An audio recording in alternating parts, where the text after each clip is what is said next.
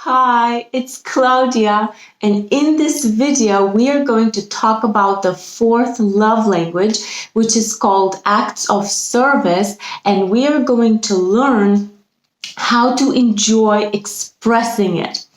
So these love languages, we are going through them and we are learning about them from the best-selling book, The 5 Love Languages by Dr. Gary Chapman. So when I first discovered this book, as I said in previous videos, I basically took it the wrong way. And instead of focusing on applying the book for myself and expressing the love languages to my husband, I ended up focusing on what my husband wasn't doing to express his love for me. So I was very emotionally dependent on him, and I expected him to say things and to do things to show me that he loved me. But at the same time, I wasn't really thinking about getting to know him and to express my love for him in ways that were meaningful to him. I kind of went in the direction, I think this is how he should receive love, therefore I'm going to do this. And at the same time, I was expecting him to be thankful for what I was doing. And one of the things that I have actually enjoyed doing this, but I ended up kind of hating it sometimes. And I'm going to tell you how and why.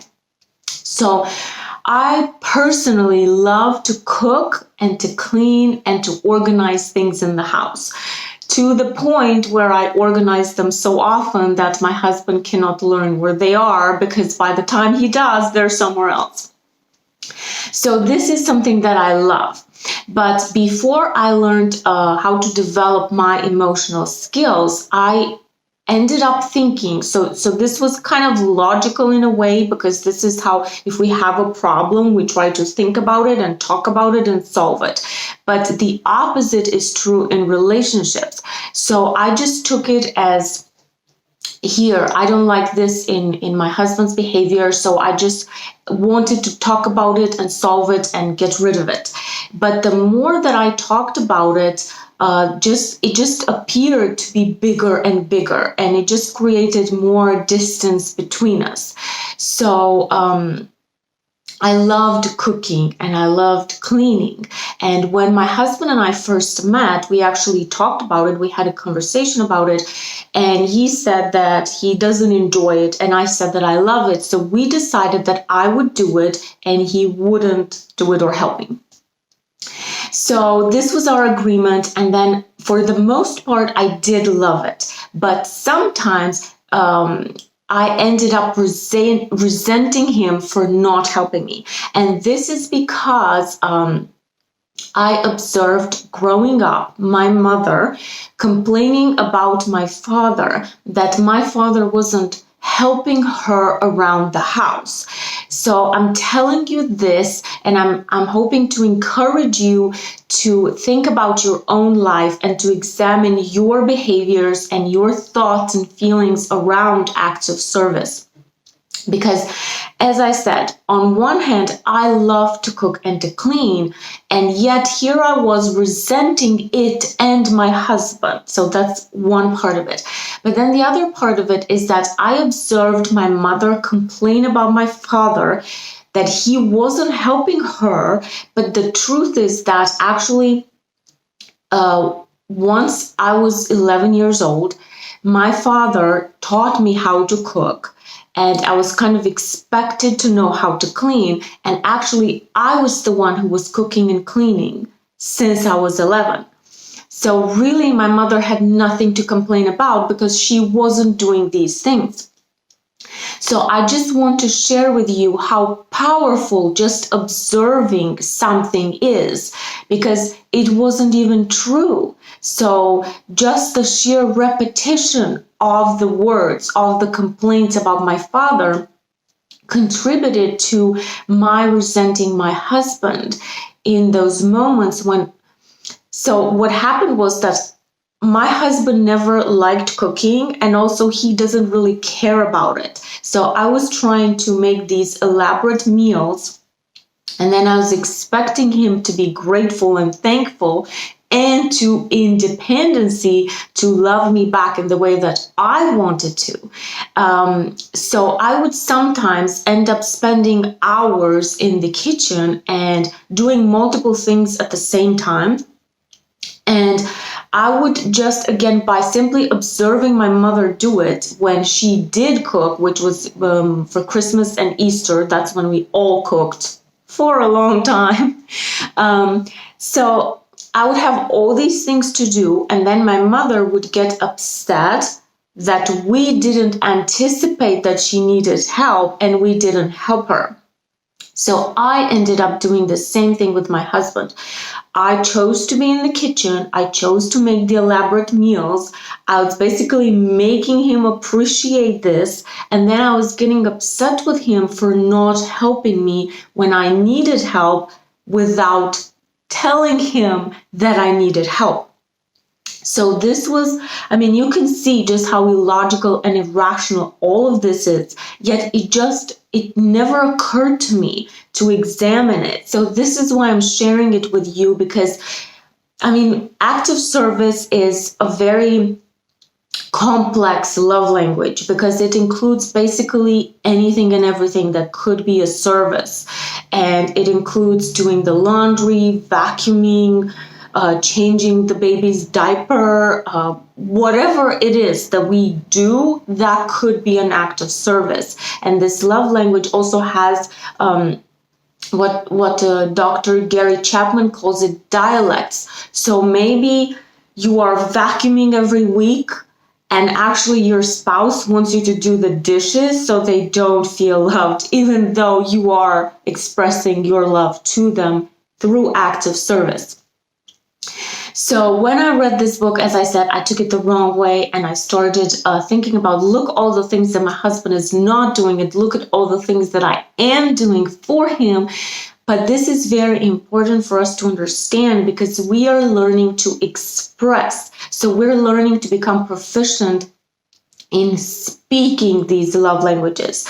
And we're probably going to talk about later about how to receive them gracefully. But now we're talking about what we can do. So we are choosing to offer these expressions of love.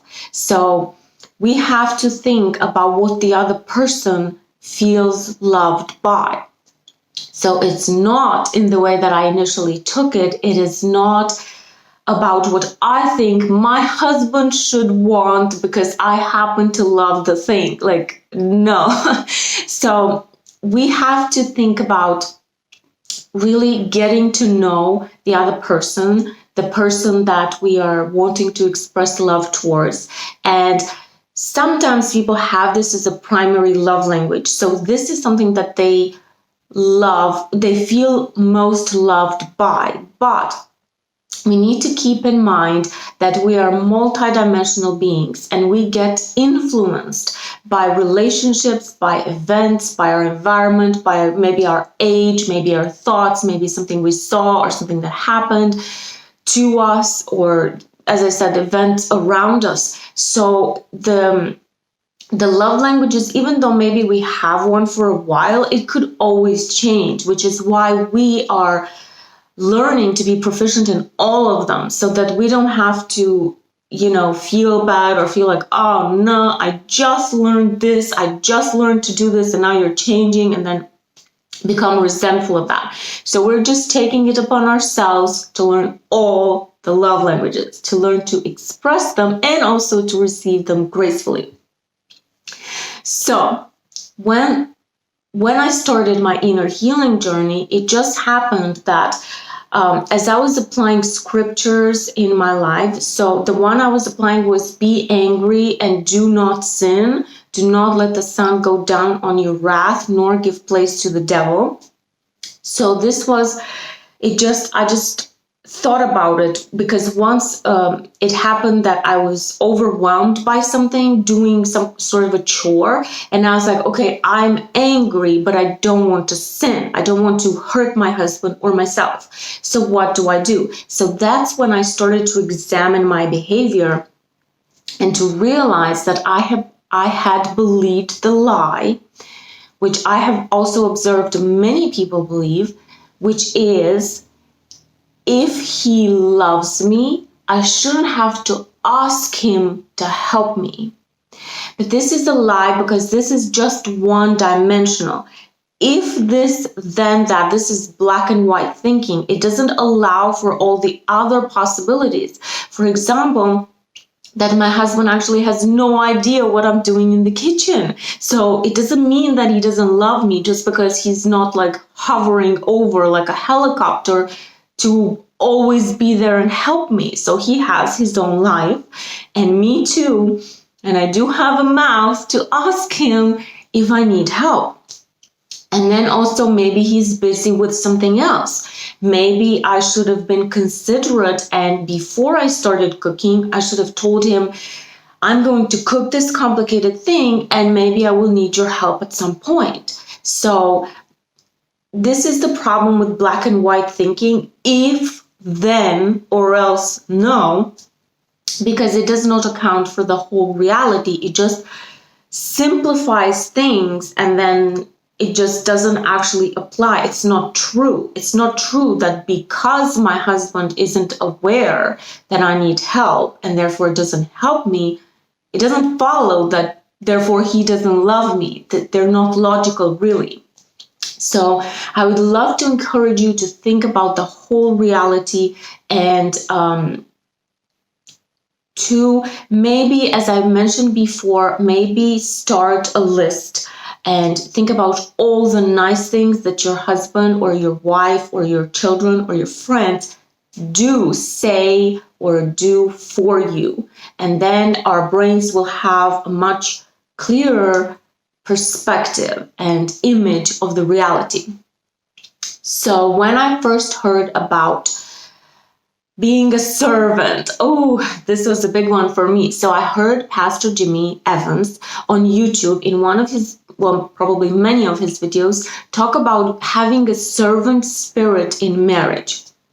And this again kind of like really angered me because I misunderstood the term. So having a servant spirit or performing acts of service for other people, I thought initially that it was demeaning and that it was placing me under other people because I was their servant, right? So they would just sit there and be served, and I would have to work overtime to show them things because whatever, they couldn't see it or something. So I was just kind of like, I was mistaken about what this meant. So we're going to look at two scriptures where Jesus is talking about being a servant and how it is different. So we have in the real world where indeed the kings have servants and the kings are over the servants, but in the kingdom of God, actually it's the other way around. So the first scripture is Luke chapter 22, verses 24 to 27. So then they began to argue among themselves. So he's talking about the disciples, about who would be the greatest among them. Jesus told them, in this world, the kings and great men lord it over the people, yet they are called friends of the people. But among you, it will be different. Those who are the greatest among you should take the lowest rank, and the leader should be like a servant. Who is more important, the one who sits at the table or the one who serves? The one who sits at the table, of course, but not here, for I am among you as one who serves. And then the second scripture that we're looking at is Mark chapter 10, verse 45. For even the Son of Man, which is Jesus, did not come to be served, but to serve and to give his life a ransom for many. So Jesus is explaining to us how being a servant and having a servant spirit is actually ranked highest in the kingdom of God. And then once I started understanding this, that basically being a servant means we have something to serve. We have something to offer to other people. We can help them in some way. And this is something that I have personally always wanted to do. Even though, or maybe because there wasn't really anyone to help me growing up, because I was living with my parents and they did not have any kind of empathy or any kind of understanding. So they were really focused on their own experience, and they couldn't extend themselves to think about me or my brother or other people. So I really wanted to be there for other people, and I always wanted to help. And initially, as I said, when I heard about a servant spirit, I was like, no, I definitely don't want to do this. But then once I thought about it more, I do want to do it, and it actually brings me personally tremendous joy to cook for my husband, even though he does not love it. He has to live with it. But really to cook for my husband or to make cakes for my friends, and I really do love it. So as I said before, so it's like I ended up hating something I actually love because of lies that I ended up believing. So it's really important that we take the time to examine, what am I feeling? Why am I feeling it? And to test it against the reality.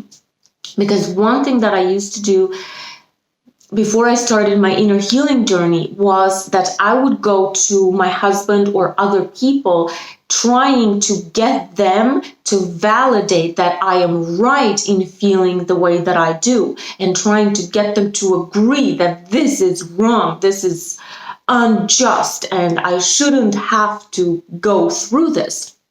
But in this particular case with the cooking, I was actually wrong. And the feelings that I was experiencing, they were because of the thoughts that I ended up believing that weren't true. So we always have to test the way that what we think against the reality. Is this so? Because sometimes we want to believe things and we end up saying we believe them, but really we don't, because the reality is showing us something else. And then we do want to have beliefs according to the reality and then have feelings according to the reality, because, I mean, think about it, it would not have been helpful at all. If, for example, so if I felt angry because my husband, who had no idea what I was doing, was not helping me. So then I would go to my friends and my friends would agree with me. Yes, he's a jerk. He's the worst. He should help you. And then I would just feel angrier and angrier because we would talk about it more and it would seem bigger. And then in the end, where would be the solution? There is no solution for this, because the solution isn't for him to help me and for him to try to guess what I'm doing or always pay attention because I can't open my mouth and tell him I need help. So sometimes the solution is that we have to replace the lies that we ended up believing with the truth of the reality. And sometimes we have to change our behaviors, because sometimes it's not up to the other person. Or I guess we could say that my husband could eventually just pay attention all day long to what I'm doing just in case I need help. But that's just exhausting and it's unhealthy. It's much easier for me to do the right thing and to ask for help. And I just wanted to mention one tiny thing here. when we asked for help, which is something I did not do often, but when I did, I also ended up complaining. Another thing that I saw my parents do, so again, we have to examine our behavior and see if it's really something we do or if it's something that was just modeled to us and we just picked it up subconsciously. So I would end up complaining about the results. So I seldom asked for help, and when I did, I would complain and criticize my husband for not doing it the way I would have done it. Then I should have done it, right? So when we do ask for help, we have to try to be graceful because they are doing an act of service toward us. So this is Jesus talking about how it is wonderful to offer other people, to share with them the gifts that we have, to help them, to be there for them in the way that we are personally gifted. So maybe you don't love to cook. That's fine. You don't have to, because acts of service is such a huge thing. So just think about the things that you enjoy doing and then enjoy doing them. And then basically when you want to express your love for someone else, then take the time to get to know them and to see in which ways do they want to be helped. And also this is from the Appreciation at Work book by Dr. Gary Chapman. This is the version of the 5 love languages for work. So he said that it is very important that when we offer to help someone at work, that we ask them what they need help with, even though we would prefer that we chose what to help them with. We're trying to be helpful to them. So it's not about us, it's about them. So ask them what they need help with and ask them how they want it done. And it's very important that we do it in the way that they want it done. Again, it's not about us, it's about them. So I wanted to share with you just a few quotes from the book and to see what the author is saying about this. And I highly recommend that you get this book and that you read it for yourself. So don't read it and think to yourself, oh, my spouse or my partner isn't doing this or this or this. We have no power over what other people do, but we can learn to express love and to do it because we feel love and because we love and because we choose to love, and not demand that they enjoy what we're doing, but also use it as a process of getting to know them. And I have noticed that by doing this, then my husband was far more open to reciprocating than initially when I read the book and when I basically demanded that he loved me in the way that I said. So that's not loving at all. Okay, so here we look at the quotes from the book. So, by acts of service, I mean doing things you know your spouse would like you to do. You seek to please her by serving her, to express your love for her by doing things for her.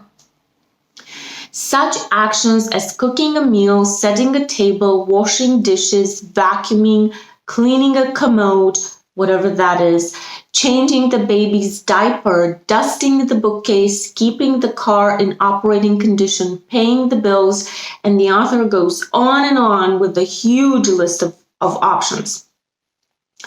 Requests give direction to love, but demands stop the flow of love. What we do for each other before marriage is no indication of what we will do after marriage. People tend to criticize their spouse more loudly in the area where they themselves have the deepest emotional need.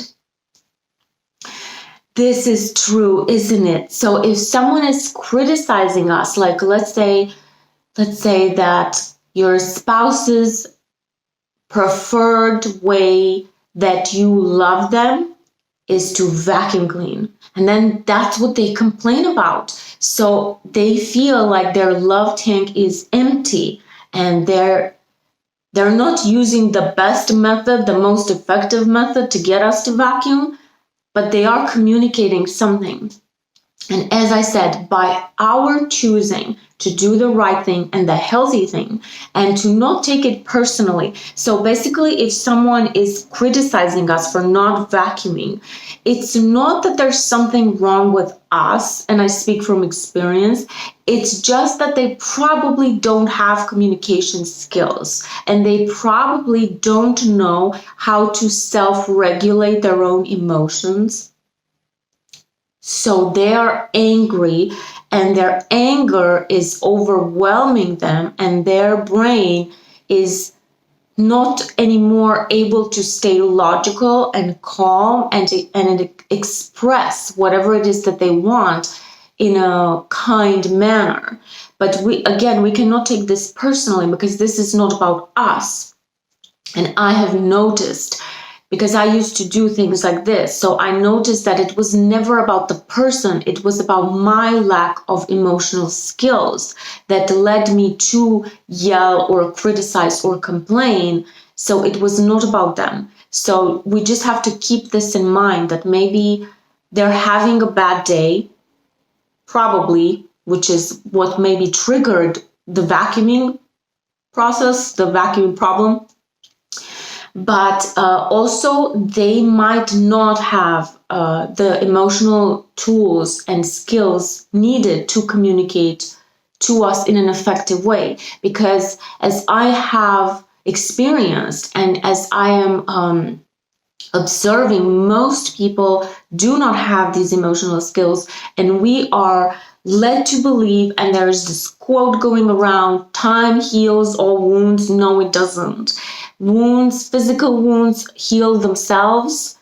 Our body heals itself, but our emotions, we need to do something about it. We need to develop the emotional skills to do it. So the action steps is to take the time to get to know the person that you want to express your love towards in this particular topic. So how can we help them? What do they want? What do they want us to help them with? And how do they want it to be done? So again, it's not about us, it's about them. And we can also ask them kindly and then follow what they said. So basically believe them. So if they say, I need help vacuuming, then we should vacuum and make them happy, and not override their decision and say, but I think you should be loved by my washing the dishes, which is something I have done. So this is about them. We are getting to know them, and we are doing things that are pleasing to them, and we are practicing having a servant spirit, because we have something to offer and we want to offer it. And then I will see you in the next video, and we're going to be talking about the fifth love language, which is physical touch. So thank you so much for watching, and I hope you found this video helpful, and I hope you will share with me your experience in this regard with the love language acts of service. What has your experience and your observations been, and what do you think about it, and is it your primary love language? So thank you so much for watching. I hope you have a wonderful day, and I'll see you next time. Bye.